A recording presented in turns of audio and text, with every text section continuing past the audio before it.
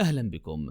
كشف إيلون ماسك الرئيس التنفيذي لشركة تسلا عن أحدث سيارة للشركة، وهي عبارة عن شاحنة كهربائية تهدف إلى التفوق على الشاحنات الثقيلة.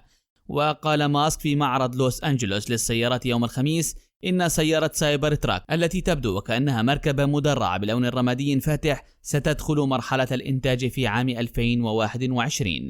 وخلال العرض الحي تباهى ماسك بأن ألواح جسم الشاحنة مصنوعة من الفولاذ المقاوم للصدأ فائق الصلابة، ويمكنه إيقاف رصاصة 9 ملم.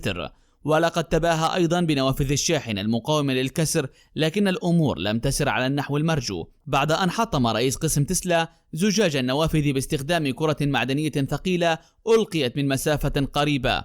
ارتبك ماسك مما حدث وطلب من رئيس قسم التصميم تجربة نافذة أخرى، والتي حطمت أيضا على الفور، لكن ماسك أشار إلى أنها لم تخترق الزجاج وقال ليس سيئا وهناك مجال للتحسينات. وسيكون للسيارة الجديدة التي كشف عنها ماسك والتي تبلغ تكلفتها 40,000 دولار نطاق بطارية يقدر ب500 ميل.